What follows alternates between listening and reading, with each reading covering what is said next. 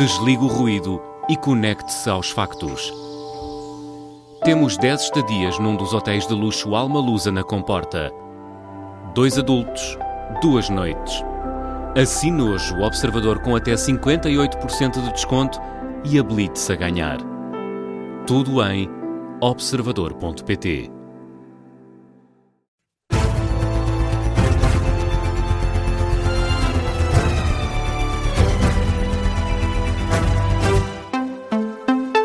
Fazia-me sinal o Vasco Maldonado Correia e é verdade, são 8 horas. Já estava aqui a antecipar um bocadinho, mas são 8, Vasco. Já mudou Bom a hora, dia. João. Já mudou. 21 horas depois terminou sem acordo a maratona de negociações entre Irão e Estados Unidos, mediadas pelo Paquistão. O anúncio foi feito por J.D. Vance, vice-presidente norte-americano, que liderou a delegação dos Estados Unidos em Islamabad. Diz o número 2 da Casa Branca que os Estados Unidos mostraram flexibilidade para negociar, mas lamenta que os iranianos tenham recusado os termos apresentados por Washington. Tivemos várias discussões substanciais com os iranianos. Essa é a boa notícia. A má notícia é que não chegámos a um acordo. Penso que isso é muito mais má notícia para o Irão do que para os Estados Unidos da América. Regressamos assim aos Estados Unidos sem alcançar um acordo. Nós deixámos muito claro quais são as nossas linhas vermelhas, em que aspectos estamos dispostos a ir ao encontro das posições deles e em que aspectos não estamos dispostos a fazê-lo. Tornámos isso tão claro quanto possível e eles optaram por não aceitar os nossos termos. J.D. Vance, vice-presidente dos Estados Unidos, que diz que Washington precisa de um compromisso claro de que Teherão não vai procurar desenvolver armas nucleares no futuro.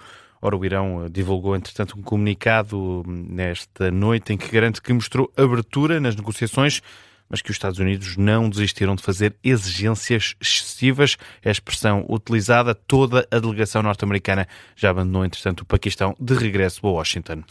Na Hungria estão abertas as urnas. O primeiro-ministro Viktor Orbán parte atrás nas sondagens depois de 16 anos no poder. É no mínimo que apontam várias sondagens independentes que dão a vitória ao partido TISA, liderado pelo líder da oposição, o conservador Péter Magyar. Já as instituições mais próximas do poder prevêem uma vitória do Fidesz de Viktor Orbán. Procura ser eleito para um 5º mandato consecutivo. Ao todo são quase 8 milhões de húngaros chamados às urnas nas eleições legislativas. As urnas encerram quando forem 6 da tarde em Portugal. Por cá, André Ventura defende que um consenso na lei laboral depende mais do Governo do que do Chega. O líder do partido mostra-se disponível para chegar a um consenso em matéria laboral, mas com algumas condições. Pede ao Executivo que pare de se vitimizar.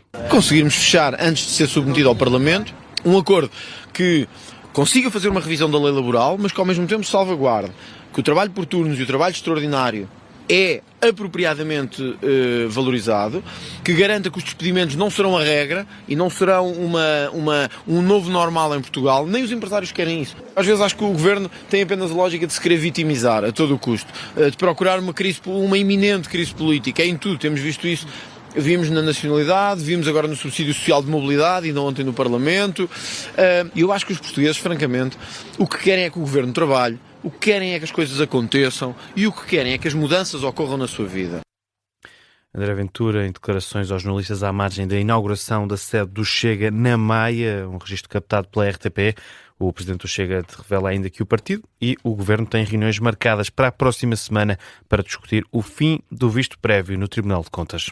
E vamos ao desporto. Pressionado pelo Sporting, o Futebol Clube do Porto entra hoje em campo, praticamente obrigado a vencer, Vasco.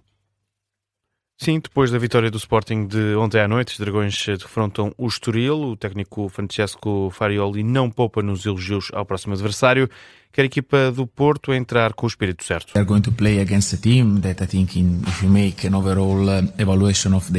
Vamos jogar contra uma equipa que, se fizermos uma avaliação global da época, tem sido muito positiva. Jogam um futebol muito ofensivo, são uma equipa que marca muitos golos, tem um dos melhores ataques da Liga, vai ser definitivamente um jogo complicado. Da nossa parte, temos de entrar em campo com o espírito certo e na nossa melhor forma. A bola começa a rolar no Estoril Porto às 8h30 da noite. Os Dragões têm de vencer para manter a distância para o Sporting, que já venceu nesta jornada. É um jogo com relato aqui em direto na Rádio Observador, mas ainda antes do Porto joga o Benfica, que recebe o Nacional da Madeira na Luz. Depois do empate na última jornada frente ao Casa Pia, José Mourinho antecipa um jogo difícil, destaca a competência da equipa insular nos jogos contra os chamados grandes. Mourinho repete que o caminho para o título é difícil, o que não quer dizer que o Benfica vá baixar os braços. Eu, realisticamente, vejo difícil que o Porto perca 7 pontos. Agora, não me interessa se temos hipótese ou não. Importa que o Benfica tem que entrar e tem que ser mais forte do que foi com o Casa Pia. E face às dúvidas, o técnico do Benfica repete que quer continuar à frente do Clube da Luz. O presidente Rui Costa, se lhe quiserem fazer a pergunta pela 1000ª vez, façam, que é um problema vosso e um problema do presidente Rui Costa. A mim, não me façam mais a pergunta, não me façam mais a mesma pergunta, não me façam mais a mesma. Eu quero continuar no Benfica na próxima época. O Benfica Nacional joga-se às 6 da tarde no Estádio da Luz. E como falávamos há pouco, o Vasco, o Sporting já entrou em campo nesta jornada 29, venceu o Estrela da Amadora por 1-0. Depois de uma primeira parte sem golos e sem qualquer remate enquadrado à baliza, foi Daniel Bragança, o médio português, a resolver o inguiço. Marcou o único golo da partida, que dá os 3 pontos ao Sporting e mantém assim a pressão ao Futebol Clube do Porto. No final da partida, o técnico Rui Borges admitiu que faltou inspiração, mas diz que o resultado é o mais importante. Admite também que os próximos dias, que vão trazer um jogo decisivo frente ao Arsenal nos quartos de final da Liga dos Campeões, um derby na Luz um derby frente ao Benfica em Alvalade para o campeonato e ainda a segunda mão das meias finais da Taça de Portugal frente ao Futebol Clube do Porto, são dias decisivos para o clube de Alvalade. Em relação à próxima semana e meia, é natural que seja decisiva um pouco por o diminuir de tempo, o cada vez mais estarmos perto do final da época e os jogos vão se tornando cada vez mais importantes e decisivos, mas olhamos para isso com naturalidade. Já disse várias vezes, a mim importa-me só olhar para o próximo e o próximo é o Arsenal. Esse Arsenal Sporting joga-se em Londres já esta semana, na quarta-feira. Depois deste Estrela Sporting, que terminou com a derrota da equipa da Amadora, o técnico João Nuno lamentou também não ter conseguido qualquer ponto, mas mostrou-se orgulhoso da exibição da equipa. Só temos que tirar coisas boas a jogar desta forma. Tenho a certeza que vamos cumprir os nossos objetivos. Eu falei na antevisão que queria olhar para cada jogo, a lutar pelos pontos, e acho que foi isso que o Estrela fez.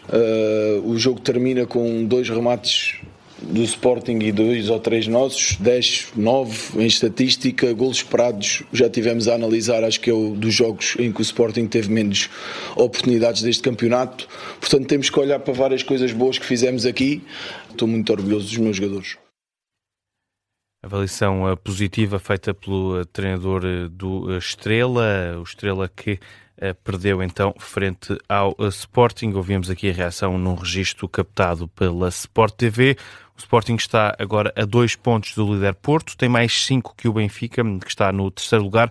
Como dizia há pouco, na próxima jornada há derby em Alvalade. Fica por aqui a edição 18 com o Vasco Maldonado Correia.